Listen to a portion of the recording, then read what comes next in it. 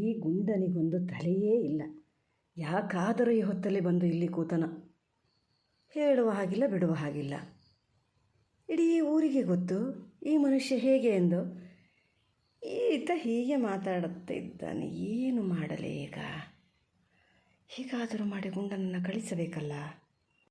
ಅಲ್ಲ ಮಾತ್ರ ಶೇಖರಗೌಡ್ರೆ, ನಾನು ಜನ ಎಲ್ಲ ಹೇಳೋದು ನೋಡೆ ಈ ಎಂಥದ ಏನೋ ಅಂತ ಮಾಡಿದ್ದೆ. ನೀವು ಮಾತ್ರ ಇಷ್ಟು ಘನ ಮನಸ್ಸೆ ಅನ್ನೋದು ಗೊತ್ತಿರಲಿಲ್ಲ ನನಗೆ. ಅದಕ್ಕೆ ಹೇಳೋದು, ಯಾವ್ದಾರು ನಾವು ಕಣ್ಣಾರ ನೋಡೋ ತನಕ ನಂಬಾರ್ದು ಅಂತ. ಇಷ್ಟು ದಿವಸ ನಾನು ನಿಮ್ಮ ಜೊತೆ ಇಷ್ಟೆಲ್ಲ ಮಾತಾಡಿ ಗೊತ್ತಿಲ್ಲಲ್ಲ.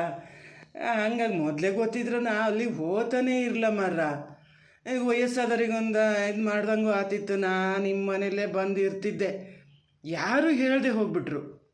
ಈ ಅನಿಲ್ನೂ ಹಾಗೆ ಮಾಡ್ದ. ಕೇಂಡಿನಿ ಅವನ ಹತ್ರ, ಬೇರೆ ಯಾವ್ದಾರ ಮನೆ ಅದೇನ ಬೇಕಾರೆ ಅಂತ. ಅಂತ ಹೇಳಲೂ ಇಲ್ಲ. ಈಗ ನೋಡೋಣ, ಹೆಚ್ಚಿನ ಪಕ್ಷ ಅಲ್ಲಿ ನಾನು ಕೆಲಸ ಬಿಡವನೇ. ಬಿಟ್ಟರೆ ಯಾವುದೋ ಇನ್ನೊಂದು 15 ದಿವಸದಲ್ಲಿ ನಿಗದಿ ಆಗ್ತದೆ. ಈಗ ಒಂದ್ಸತಿ ಎಲ್ಲ ಅಲ್ಲೇ ಇಟ್ಟು ಬಂದಿನಲ್ಲ, ಹೋಗಿ ನನ್ನ ಸಾಮಾನು ಬಟ್ಟೆ ಬುರಿ ಎಲ್ಲ ತಗೊಬರ್ಬೇಕಲ್ಲ. ಹೋದವನೇ ತಗೊಬರೋದು ಹೆಂಗೆ?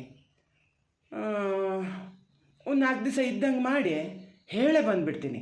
ಸುಳ್ಳು ಹೇಳಿ ಬರಬಾರ್ದು. ಯಾಕೆ ಸುಮ್ಮನೆ ನನ್ನ ನಂಬಿಕೆಂಡು ಅವ್ರು ಇರಬೇಕು. ಹೇಳ್ಬಾ ನಾನು ಅದೇನು ಅಲ್ಲ ಅಂತ ಹೇಳಲ್ಲ. ಎಲ್ಲ ದೊಡ್ಡ ದೊಡ್ಡ ಸಾಹುಕಾರರು ಮರಯ್ಯ. ನಮ್ಮ ಮನೆ ಅಷ್ಟು ಸಾಹುಕಾರಿಕೆ ಏನಿಲ್ಲ ನಮ್ಮ ಮನೆಯಲ್ಲಿ. ಏನು ಅಪ್ಪಯ್ಯಮ್ಮ ವಯಸ್ಸಾದಾರಲ್ಲ, ಜೊತೆಗೆ ಯಾರು ಒಬ್ಬ ನಂಬಿಕಸ್ತ ಇದ್ದರೆ ಒಳ್ಳೇದಾಗ್ತದೆ ಅಂತ. ನನ್ನ ಮಗ ಹುಡುಕ್ತಿದ್ದ, ಯಾರು ಒಬ್ಬರು ಜನ ಇದ್ರೆ ಮಾಡಿಬಿಡ್ಬೇಕು ಅಂತ. ನಿಂಗೇನು ಭಾಳ ಏನು ಕೆಲಸ ಇಲ್ಲ. ನಮ್ಮ ಅಮ್ಮನೂ ಹೋಗಿ ನೋಡು, ಗೊತ್ತಾಗ್ತದೆ ನಿಂಗೆಯ. ಭಾಳ ಒಳ್ಳೆ ಜನ. ಮಗನಕ್ಕಿಂತ ಹೆಚ್ಚು ನೋಡ್ಕಿತಾರೆ ನಿನ್ನ. ಏನು ಅವ್ರಿಗೊಂದು ಆಸ್ಕರಾಗಿ ನಿನ್ನ ಕೈಯಲ್ಲಿ ಹಿಡ್ದು ಕೆಲಸ ಮಾಡ್ಕೊಂಡಿದ್ರಾತಪ್ಪ. ತೋಟ ತೊಡ್ಗೆ ನಮ್ಮವೇನು ಅಷ್ಟೇನಿಲ್ಲ. ಏನು 365 ದಿವ್ಸನೂ ಕೆಲಸ ಮಾಡಬೇಕು ಅನ್ನೋದೇನಿಲ್ಲ. ನಿಂಗೆ ಮುಂದ್ಸತ್ತು ದಿವಸ ರಜೆ ಮಾಡ್ಬೋದು ನೀನು. ಅಲ್ಲ ಶೇಖರಗೌಡ್ರೆ, ನೀವು ನಿಮ್ಮ ಅಪ್ಪ ಅಮ್ಮ ಎಲ್ಲ ಒಟ್ಟಿಗೆ ಇರೋದಲ್ಲನಾ? ಎಲ್ಲ ಒಂದೇ ಮನೇಲಿರೋದು ಹೌದಾ? ಅಲ್ಲ ನಿನ್ನ ಗುಂಡ ಅನ್ನಬೇಕಾ ಪೆದ್ದ ಗುಂಡ ಅನ್ನಬೇಕಾ ಮರಯ್ಯ? ನಾವೆಲ್ಲ ಒಟ್ಟಿಗೆ ಇರೋದಾದ್ರೆ ಮತ್ತೆ ಅಪ್ಪ ಅಮ್ಮನ ಜೊತೆಗೆ ಒಬ್ಬರು ಆತು ಅಂಥೇಳಿ ನಿಂಗೆ ಅಂತ ಕೇಳ್ತಿದ್ನ? ನಾವು ಇರ್ತಿರಲ್ಲ, ನಾವೇ ಇರ್ತಿದ್ದು. ಏನು ಒಟ್ಟು ಇರ್ತಾವಲ್ಲ ಹೆಂಗಸ್ರು ಹಿಂಗೆಲ್ಲ ಹೊಂದಾಣಿಕೆ ಬರಲ್ಲ ಅಂಥೇಳಿ ಬೇರೆ ಮನೆ ಕೊಟ್ಟಿನಿ, ಲಕ್ಷಗಟ್ಟಲೆ ಹಾಕಿ ಕೊಟ್ಟಿನಿ ಮರಯ್ಯ. ಆ ಮನೆ ಹಾಳು ಬಿಡೋಕ್ಕೂ ಆಗಲ್ಲ. ಹಾಗಾಗಿ ಒಂದು ಜನ ಹುಡುಕ್ತಾ ಇದ್ದಿದ್ದು ನಾನು. ಆದರೆ ನಾನೇನು ಭಾಳ ಹತ್ತಂಕಿ ಏನು ಮಾಡಲ್ಲಪ್ಪ. ಭಾಳ ಅನಿವಾರ್ಯ ಆದರೆ ನಾನೇ ಹೋಗೋಲ್ಲಿ ಇರ್ತೀನಿ. ಅವ್ರು ಒಪ್ಪಲ್ಲ ನಮ್ಮ ಮನೆಗೆ ಬರೋಕ್ಕೆ. ವಯಸ್ಸಾದವ್ರದ್ದು ಒಂದು ಇರ್ತದಲ್ಲ, ಆದಿ ಮನೆಯಲ್ಲೇ ಇರಬೇಕು ಅನ್ನೋದು. ಹಂಗಾಗಿದೆ. ಇಲ್ಲಿ ನಮ್ಮ ಮನೆಗೆ ಯಾವತ್ತ ಕರ್ಕೊಂಡು ಹೋಗಿರ್ತಿದ್ದೆ. ಓ ಹೌದನ? ಹಂಗಾರೆ ಎಂತ ಮಾಡೋದು ಮರ? ಅಲ್ಲ ಮೊದಲು ರಜೆ ಗಿಜೆ ಮಾಡು ಅಂತ ಹೇಳಂಗಿಲ್ಲ ನೀವು. ನಂಗೆ ಹಾಗೆಲ್ಲ ರಜೆ ಮಾಡೋದಂದ್ರೆ ಆಗಲ್ಲಪ್ಪ. ನಾನು ಎಲ್ಲರೂ ಹಿಂಗೆ ಮನೆಗೆ ಹೋಗೋದಾದ್ರೆ 1-2 ದಿನಕ್ಕೆ ಹೋಗಿ ಬರ್ತೀನಿ. ಕೆಲಸದ ಹೊತ್ತಿಲಿ ಈಗ ಅಣ್ಣಗೊಬ್ಬನಿಗೆ ಆಗಲ್ಲಲ್ಲ. ಹಂಗೆ ಹೋಗೋದು ಬಿಟ್ಟರೆ ಮತ್ತೆ ರಜೆ ಅಂತ ಮಾಡಲ್ಲ. ಸಂಬಳ ಮಾತ್ರ ನಂಗೆ ವಾರಕ್ಕೊಂದು ಸತಿ ಕೊಟ್ಬಿಡ್ಬೇಕು. ಅದು ಎಂತ ಆಗಿದೆ ಗೊತ್ತಾ? ಈ ಸತಿ ನಮ್ಮ ಅಣ್ಣನ ಹುಡುಗರನ್ನ ಬೇರೆ ಸ್ಕೂಲಿಗೆ ಸೇರಿಸ್ತಾನಂತೆ. ಹುಡುಗಂದು ಒಂದೇ ಸಮ ಹಠ. ಚಿಕ್ಕ ನಂಗೆ ನೀವೇ ದುಡ್ಡು ಕೊಡಬೇಕು, ನಾನು ಬೇರೆ ಸ್ಕೂಲಿಗೆ ಸೇರ್ಬೇಕು, ಅಲ್ಲಿ ಗನಕ್ಕೆ ಪಾಠ ಮಾಡ್ತಾರೆ ಅಂತ ಕಣ್ಣಲ್ಲಿ ನೀರು ಹಾಕ್ದಂಗೆ ಮಾಡ್ತಿದ್ದ. ನಂಗೆ ಅವ ಅಂದ್ರೆ ಭಾಳ ಜೀವ. ಅವನಿಗೆ ಓದೋಕ್ಕೆ ಬೇಕಲ್ಲ. ಮತ್ತು ಹಿಂಗೆ ನಾನು ರಜೆ ಮಾಡ್ಕೊ ಕೂತ್ಕೊಂಡ್ರೆ ಹುಡುಗರಿಗೆ ದುಡ್ಡೆಲ್ಲಿಂದ? ಹಾಗಾಗಿ ಶೇಖರಗೌಡ್ರೆ, ಇವನ ಮಾತು ನಂಬಬೇಡಿ ನೀವು. ಅವನಿಗೆ ಒಂದು ಗೊತ್ತಾಗೋದಿಲ್ಲ. ಒಂದು ಮನೆಯಲ್ಲಿ ನಾನು ಇರ್ತೇನೆ ಅಂತ ಹೇಳಿದ ಮೇಲೆ ಮತ್ತೆ ಬಿಟ್ಟು ಬರುವುದೇನಾ? ಅಲ್ಲಿ ಬಿಟ್ಟು ಬರುವುದು ಯಾಕೀಗ? ಹೇಳಿದಾರ ಅವರು ನೀ ಹೋಗು ಇಲ್ಲಿಂದ ಎಂದು? ಎಲ್ಲ ಗೊತ್ತಿದ್ದು ಹಿಂಗೆ ಮಾತಾಡ್ತೀರಲ್ಲ ಸಂಜೀವಣ್ಣ ನೀವು. ಅವ್ರು ಹೇಳಲ್ಲ.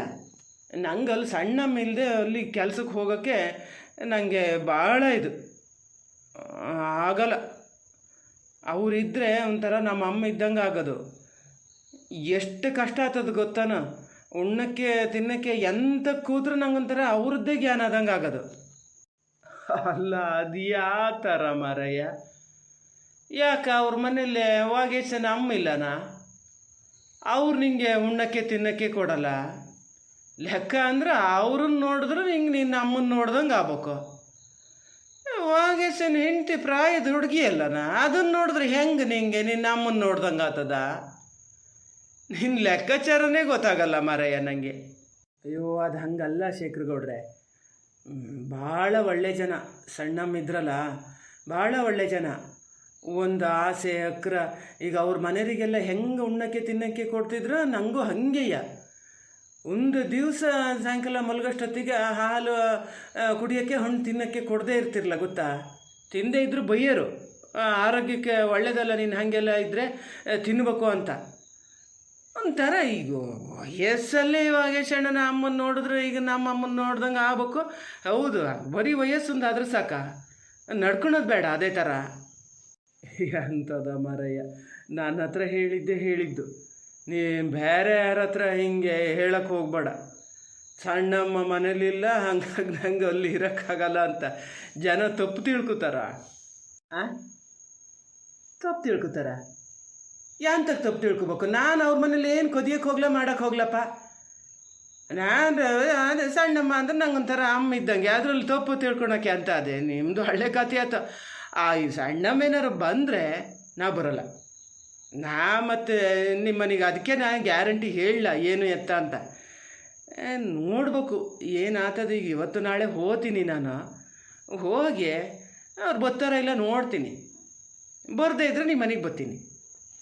ಶೇಖರಗೌಡ್ರೆ, ಬೇರೆಯವ್ರ ಮನೆ ಬಗ್ಗೆ ಹಾಗೆಲ್ಲ ಮಾತಾಡೋದು ತಪ್ಪಲ್ಲವ? ನಾವಾದರೂ ತಿಳುವಳಿಕೆ ಇಲ್ಲದವರು, ಇಲ್ಲಿಯೇ ಇದ್ದದ್ದು ಹಳ್ಳಿಯಲ್ಲಿ. ನೀವು 4 ಕಡೆ ಓಡಾಡಿ ಬಂದವರು, ಎಂತ ಹಾಗೆ ಮಾತಾಡೋದು? ಅಂಥ ಮುಗ್ಧ ಮನಸ್ಸಿನವನ ಹತ್ತಿರ ಮಗು ಇದ್ದ ಹಾಗೆ ಅಲ್ಲವ ಅವನು? ಇಲ್ಲಪ್ಪ, ನಾನು ಹಂಗೇನು ಇದು ಹೇಳಿದ್ದಲ್ಲ, ಲೋಕರೊಡಿ ಮಾತಾಡಿದ್ದು ಅಷ್ಟೇ. ಅಲ್ಲ, ಇವ ಪ್ರಾಯದ ಹುಡುಗ ಹೆಂಗೆ ಸಣ್ಣಮ್ಮಿದ್ರೆ ಇರೋಕ್ಕಾಗ್ತದೆ, ಇಲ್ದಿದ್ರೆ ಆಗಲ್ಲ ಅಂತ ಹೇಳ್ತಾನಲ್ಲ, ಹಂಗೆ ಹೇಳ್ಬೇಡ ಇನ್ನೆಲ್ಲೋ ಅಂತ ಒಂದು ಎಚ್ಚರಿಕೆ ಕೊಟ್ಟಿದ್ದಷ್ಟೇ. ಸರಿ ಆಗಲ್ರಿ ಹಂಗೆ ಮಾತಾಡೋದು. ಯಾಕೆ ಸರಿಯಾಗುವುದಿಲ್ಲ? ಕಾಮಾಲೆ ರೋಗಿಗೆ ಕಂಡದ್ದೆಲ್ಲ ಹಳದಿ ಗಾದೆಯೇ ಇದೆ. ಎಂತ ನಿಮ್ಮ ಮಾತಿನ ಅರ್ಥ ಅಂತ? ಹಂಗಾರೆ ನಾನೇ ಸರಿ ಇಲ್ಲ, ಉಳ್ದರ್ನೆಲ್ಲ ಹಂಗೆ ಆ ದೃಷ್ಟಿಲಿ ನೋಡ್ತೀನಿ ಅಂತನಾ? ಛೇ ಇಲ್ಲಪ್ಪ, ಇಲ್ಲ, ನಾನೆಲ್ಲಿ ಹಾಗೆ ಹೇಳಿದೆ. ಸುಮ್ಮನೆ ಒಂದು ಗಾದೆ ಹೇಳಿದೆ ಅಷ್ಟೇ. ಜನ ನೋಡುವವರು ಒಳ್ಳೆಯವರಾದರೆ ಒಳ್ಳೆಯ ರೀತಿಯಲ್ಲಿ ನೋಡ್ತಾರೆ, ಕೆಟ್ಟವರಾದರೆ ಕೆಟ್ಟ ರೀತಿಯಲ್ಲಿ ನೋಡ್ತಾರೆ. ನಮಗೆ ಯಾಕೆ ಅವರ ಮನೆ ಸುದ್ದಿ ಅಂತ ಹೇಳಿದ್ದು ಅಷ್ಟೇ. ಅಂಥದ್ದೇನಪ್ಪ, ನೀವು ಎಂತ ಮಾತಾಡ್ತಿದ್ದೀರಿ ಅಂತಲೇ ಗೊತ್ತಾಗಲ್ಲ.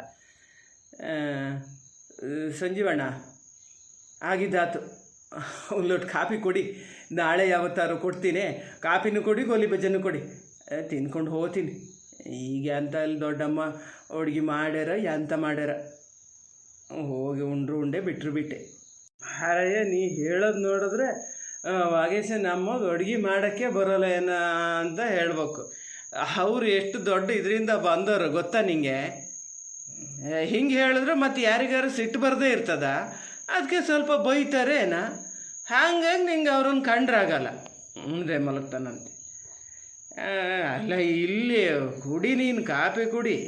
ಕಾಫಿ ಕುಡ್ದು ತಿಂಡಿನ ತಿನ್ನು. ನೀನು ಎಂತ ಬೇಕೋ ಎಲ್ಲ ತಿಂದ್ಕೊಂಡು ಹೋಗು, ನಾನು ಕೊಡ್ತೀನಿ. ಅಲ್ಲಿ ಲೆಕ್ಕಕ್ಕೆ ಬರೆಸ್ತೀನಿ ನಾನು, ನೀನೇನು ಕೊಡೋದೇನು ಬೇಡ. ಇಲ್ಲ ಶೇಖರಗೌಡ್ರೆ, ನಿಮ್ಮ ಲೆಕ್ಕ ಒಂದು ಸಾರಿ ಚುಕ್ತ ಮಾಡಿ ಆಮೇಲೆ ಬೇರೆಯವರ ಲೆಕ್ಕ ಬರೆಯುವುದು. ಗುಂಡನಿಗೆ ಕೊಡ್ತೇನೆ, ಅವನೇ ಕೊಡ್ತಾನೆ ಹಣ, ನೀವು ಕೊಡ್ತೇನೆ ಅಂತ ಹೇಳುವುದು ಬೇಡ. ನಿಮ್ಮದೊಂದು ಲೆಕ್ಕ ಚುಕ್ತ ಮಾಡಿ ಮಾರ್ರೆ.